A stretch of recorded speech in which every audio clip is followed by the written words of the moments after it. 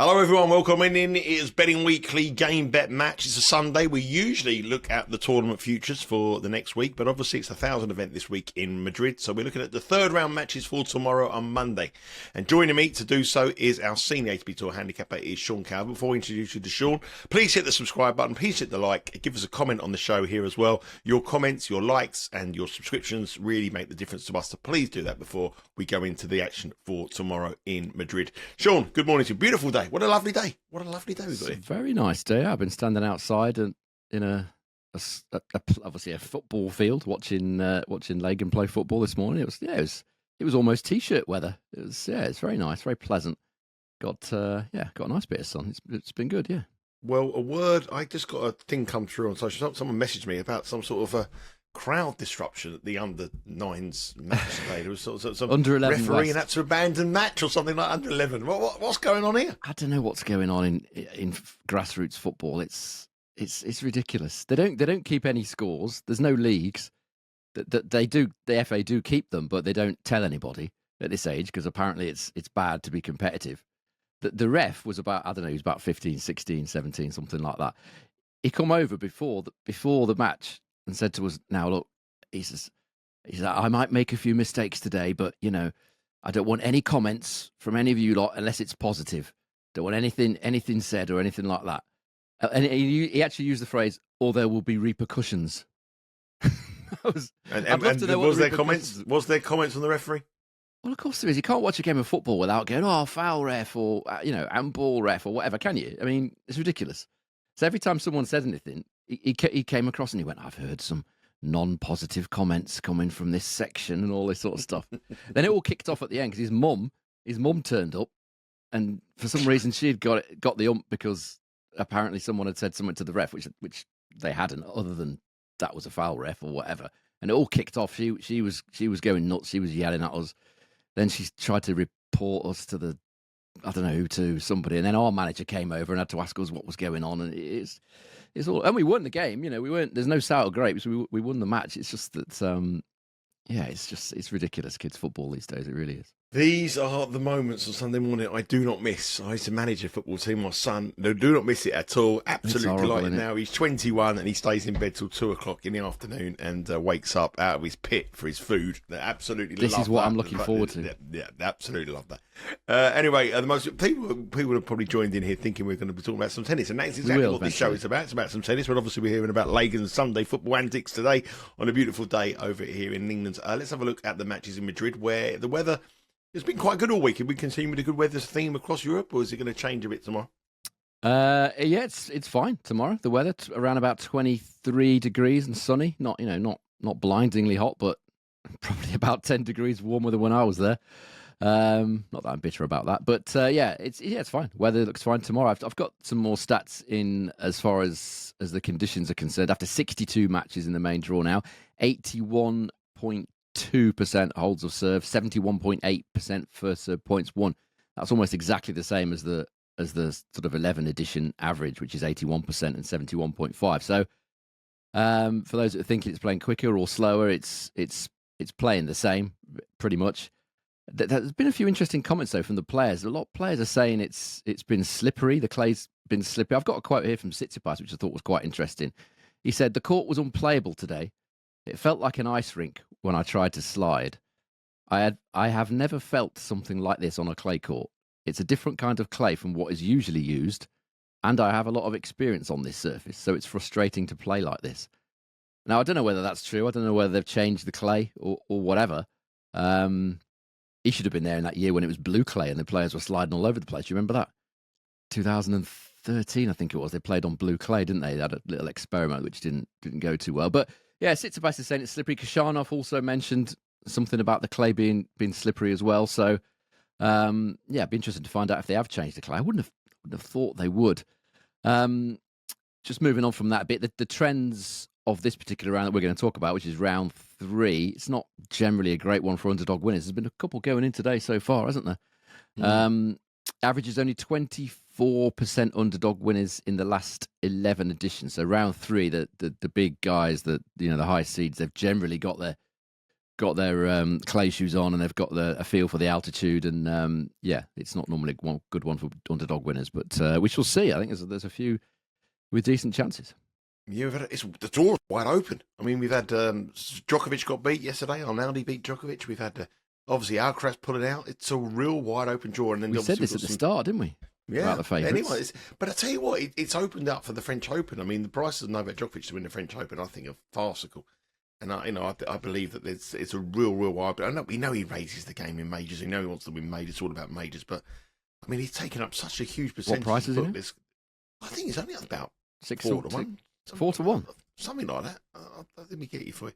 I would imagine it'd be 6, 7. Oh, he's 7 to 1 now. 7 to 1. He was 9 to 2. He was 4.5 to 1. He's now to 7 to 1. Even so, it's wide open. Obviously, Sinner's coming back. We don't know what's happening. Alcaraz has got injury concerns. Garoon got beat again.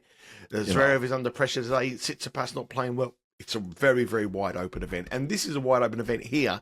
And one of our picks to win the event is Matteo Berrittini. He comes into a match against Jack Draper. Now, if you look at these mogs there, Draper is minus 190. Berrettini is plus 150. Spread 2.5, and total here is 23.5 on the games. If you look at the head-to-head, Draper's played twice against Berrettini before. He's won them both. Both of them have gone the distance. It was 2 sets to 1 in Doha this year. Draper won 6-3 in the final set. And also in Stuttgart last year on grass, Draper won in the final 6-4 in the final set. I looked at these odds here before we come on air. And obviously I was at Wembley yesterday for the FA Cup final, so I didn't really watch the play, how things were sort of developing on the tennis. But I looked at these prices here and I thought Berrettini at plus 150 is an absolute massive bet, because if you looked at our power ratings that we have on the Betting Weekly Studios newsletter, which you can subscribe to at www.bettingweeklystudios.com, put your email in, shows you the power rating. Draper and Berrettini are literally the same. So it's a 50-50 call. Plus 150, I thought, first of all, Berrettini was a bit of value. He's our outright pick. But anyone taking it should be a bit cautious. You think he's carrying an injury here? Yeah, he had another injury yesterday. It was kind of a frustrating match. He played against Marcos Giron. He should have won it in straight sets, really. He had 3 set points to win the opening set at 5-4. Berrettini didn't take any of them, ended up losing it in a tie-break. Another 3 set points, I think, to win the second set, which he didn't take. Eventually, he did manage to win it in a tie-break. So I went off to do something else, came back about, 2 or 3 minutes later, and he was stretched out on the floor, Berrettini, having a medical timeout. And his odds in play, because I was watching this live, obviously, with the betting, and after he won that second set, he was roughly 1.3, 1 to 3, minus $3, whatever, to win the match. And then when I come back into the room about, I'll say, a few minutes later, after he'd had this medical timeout, Giron was minus $10. So it obviously wasn't looking great for Berrettini. I'd only gone out for a cup of tea or something, came back, and I saw him being manipulated on the court by the physio, thinking, yet another outright we've had, which is potentially being scuppered by injuries. But the weird thing was, he came back and he played great in the third set. He won the first 5 games, I think. Ended up winning it 6-1 up, I think it was in the end. So he came back and he played brilliant. Didn't look injured at all. It was really peculiar, and it's just something that I couldn't quite get my head around. To put gear on that short, 1 to 10, people must have looked at that injury and the physio and thought, well, this is there's no way he's going to finish this match. But on the contrary, he came out and played great. So a little bit of guesswork in this. I'm hoping that he's fit. It didn't look that bad, as I say, because he came out and played fabulously in the third set. He played really well. So I think the prices have been affected by that, really, because Draper on clay, for me, is still a work in progress. I've said it many times. If you look at the head-to-head, they've played a couple of times hard and grass. It's all about the serve. I mean, this is where this bet's going in these conditions. Draper, 93% holds of serve, 81% first serve points won. I know it was on hard and grass, but this is, as I've said before, very, very quick clay conditions. Berrettini, 90% holds, 74% first serve points won, and return points won very low. Draper, 32%. Berrettini, really low on 25%. So hugely serve dominated matchup in the two occasions they've played so far. If we look at what these two players have done in Madrid, Berrettini, as I've said, very, very effective on clay at altitude. 90% holds of serve here at this tournament, Berrettini. 80% first serve points won. So his serve in these conditions is incredibly difficult to break. Draper not done quite as well. It's still very good. 85% holds the serve here, 75% first serve points won. So I'm expecting this to be hugely serve dominated in these conditions, assuming that Berrettini is fit. I was quite interested to see what Draper said actually after his match against Griekspoor. He kind of agreed with what I've been saying. He said, and I quote, "I need to keep learning how to move on the clay. It's tough when you're a bit off balance and all the best clay courters move really well.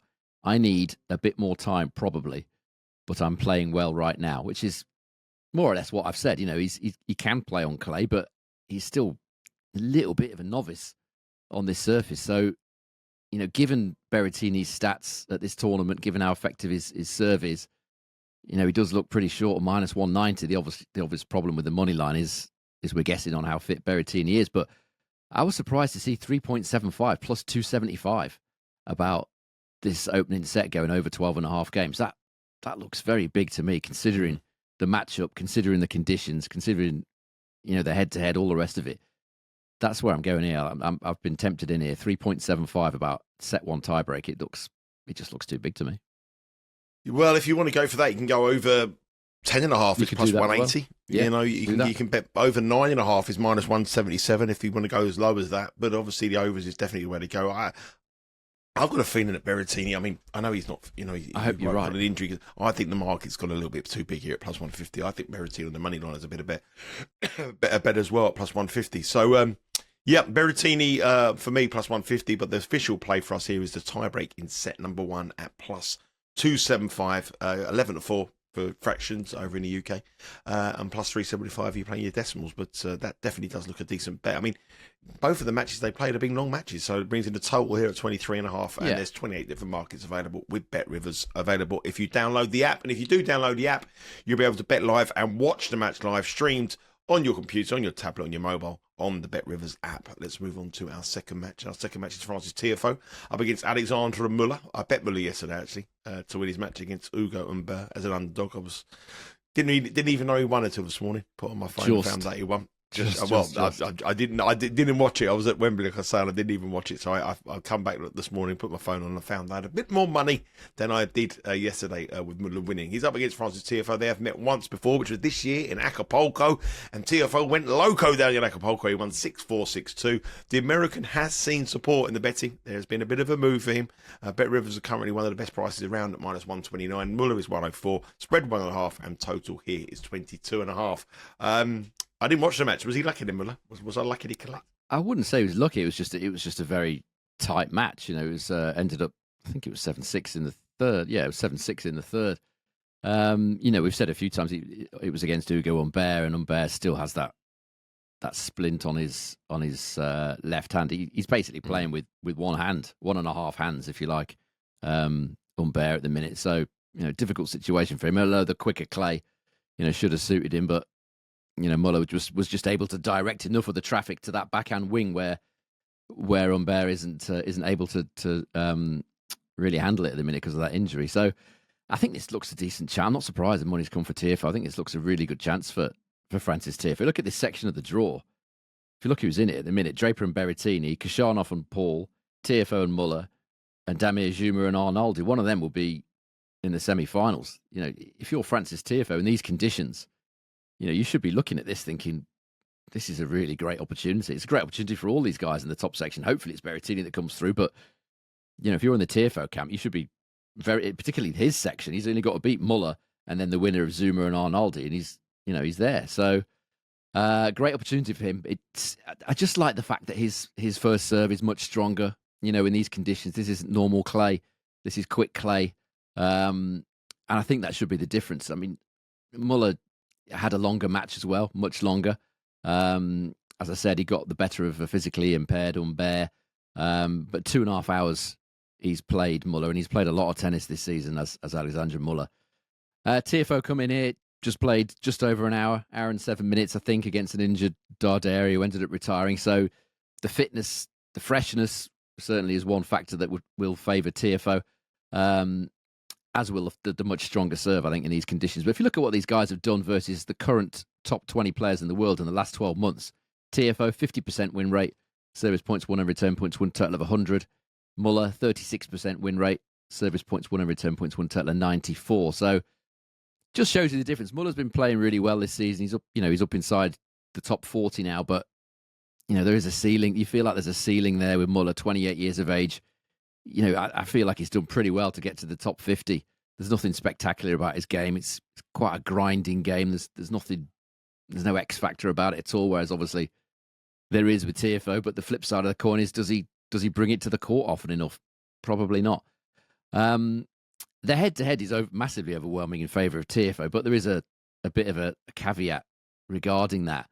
Let me just going back to the last point, actually. Tiafoe's winning 76% of his first serve points against the top 20 in the world in the last 12 months, which is very impressive. Muller just 65%. So again, just highlighting the difference in effectiveness in the two first serves. Just quickly on the head-to-head, 112 to 88. That match ended up in terms of service points won and return points won totals, that Acapulco match. Tiafoe winning a massive 51% of return points in much slower conditions. However, Muller was coming off a very long week. I think it was in Rio the week before on the clay, and he had to then get to Acapulco, change surfaces. So it was a very difficult situation for Muller. So I wouldn't read that much into that head-to-head. But if you're in the Tiafoe camp, you should be getting into Tiafoe here, saying, look, this is a fabulous opportunity. You've beaten Muller convincingly before. These conditions suit the attacking players. Not all clay. Most clay doesn't. You tend to have to play the points out, construct your points well. Here, big first serve, big forehand can get the job done. So, given the disparity between the two effectivenesses of their first serves, I quite like Tiafoe. Well, I like Tiafoe a lot here. -1.5 games, which I think is around about -102 with Bet Rivers. I'm happy to play that handicap given the strength of his serve compared to Muller's. Tiafoe -1.5 is -103, -102, whichever. It's 103 currently with Bet Rivers. Head across to the website and make sure you get involved in Tiafoe. Remember, these matches start 5 a.m. Eastern time tomorrow, so a nice early start. Lots of action going on, and the Tiafoe match is one that we have a strong pick on. Next match is Khachanov up against Tommy Paul. Tommy Paul produced a big win against João Fonseca, the bloke I bet to win the tournament. I thought that Fonseca might get the better of Tommy Paul. He was unlucky, to be fair. Very close tie breaks, 7-6, 7-6. It was a match that, again, I looked at the scoreline this morning and realised I didn't have as much money as I thought I had because I bet Fonseca to win this match. It's quite an interesting match as far as the betting concerned, though. Tommy Paul is a favourite, -152. Khachanov is +123. Spread 1.5, sorry. And the total here is 22.5. Again, they have met once before, and the head-to-head was in Miami in 2022. And Tommy Paul won easy, 6-4. Well, he didn't really easy, actually. Sorry, 6-4, 3-6, 7-6. I sort of said 6-4. He won easy. He didn't. He won it difficultly. 7-6 in the final set. Tommy Paul in the second round. Very different conditions there. To here, hot, humid, high bouncing. Today, bit different, but. Karen Khachanov was always an auto fade for me on clay, but this is a very different clay. Beat up Helker in round 2. How do you think this will go? Yeah, it is a very different clay. I mean, there's no real point in Madrid at looking at clay stats really, because it's not that relevant here. It's very, very different to any other clay court tournament. Well, any other big clay court tournament anyway. I'm not convinced about Paul here, -152. There's certainly an argument to say Khachanov's been in better form recently, or very recently. I just think it could be potentially a little bit of value here. Khachanov plus 123. Paul, for me, wasn't the better player against Fonseca. I watched that match last night. Ended up nicking it really in 2 tie breaks, saving 10 of the 11 break points against him. So it's either, you could look at it one of two ways. It was either a clutch performance from Tommy Paul saving all those break points, or you could perhaps be a little critical of Fonseca, say he needed to do better on the big points. I think Fonseca, I haven't seen his comments or anything, but I should imagine Fonseca would be pretty disappointed to lose that match. He was certainly the better player for the vast majority of the first set. Let it get away from him a little bit, but, he's a young lad. He's going to learn from those sort of matches. I mean, Paul, there's a few negatives here. That his form's not been great. He's yet to show a particularly great level in Madrid. Tommy Paul, 43% win rate here. Service points won and return points won total of 98. Pretty mediocre. Doesn't compare well with Khachanov. 50% win rate here, and a service points won and return points won total of 101. So Khachanov with a better record at this tournament. Now, if you look at what these guys have done against against opponents ranked inside the top 30 on clay in their careers, Paul, pretty poor, well, very poor. He's just won 2 of his 16 matches, Paul, that he's played on clay against the top 30 in the world, or players that were ranked inside the top 30 at the time of the match anyway. So that's just a 13% win rate. Khachanov, 20 wins, 27 losses, 43% win rate. Much, much better.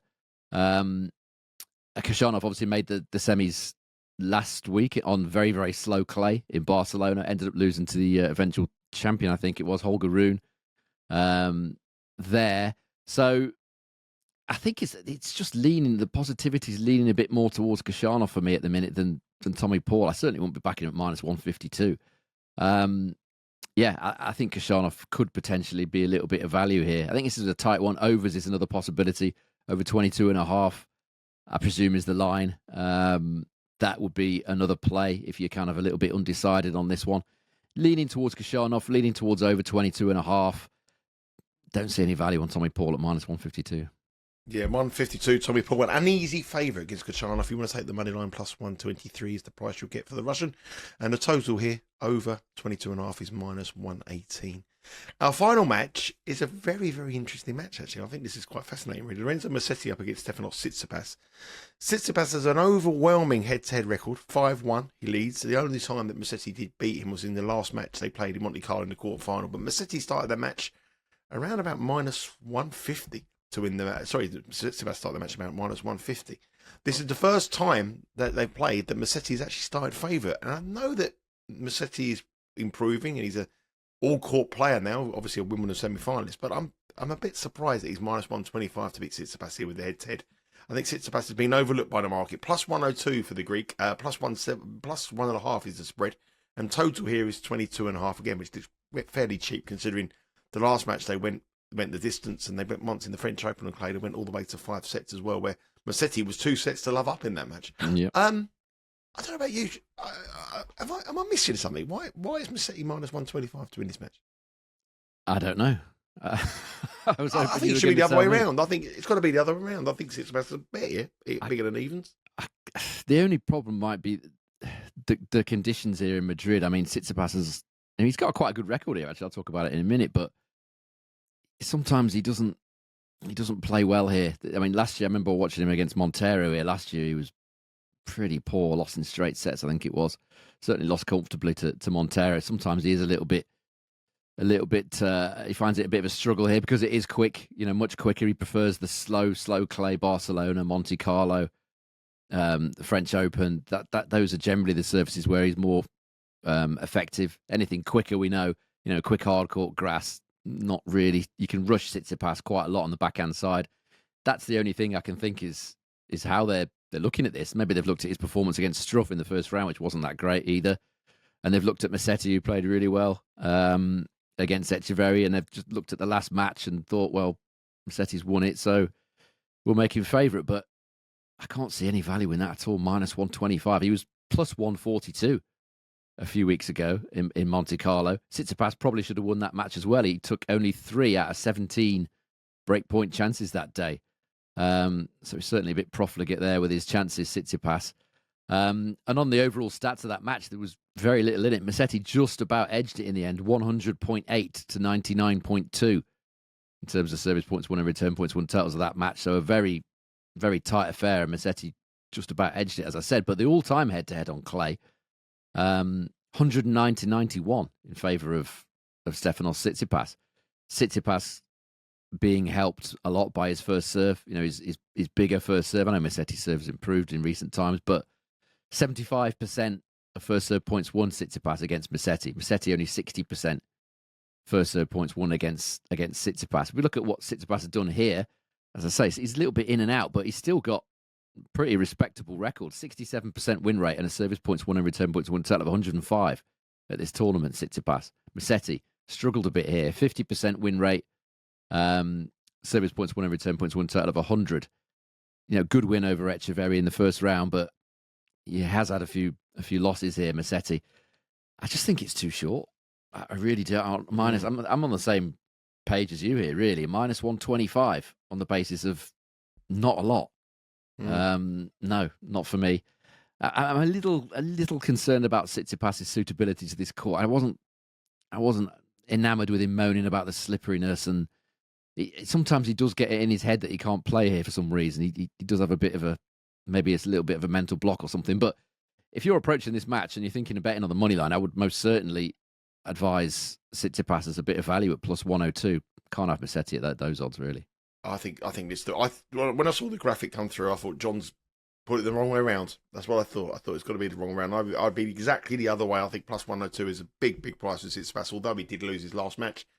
Very, very different conditions. Tsitsipas here, and both of them got a realistic chance of going deep in this tournament. So Tsitsipas here at plus 102 for me is the wrong price and is a bet. So there we have it. They're the 4 matches. Remember I said it's 5 a.m. early start tomorrow on Monday. Make sure you head across to BetRivers website tonight. Download the app, whatever you want to do. Remember, if you have a bet, you'll be able to watch it as well on the app as well. They're the plays, they're the links. What are the official plays, Sean, for tomorrow? Yeah, so over 12.5 games in set 1 of Draper and Berrettini, plus 275. That is with BetRivers. And I'm taking Francis Tiafoe with a very small handicap, minus 1.5 games at minus 103 with BetRivers. I mean, you can put Tsitsipas in there as well if you want. Put it in. Go on. Put it in. Okay, let's put that in as well then. Plus I like Tsitsipas. We're with Tsitsipas tomorrow. So Tsitsipas tomorrow is the official play at plus 102.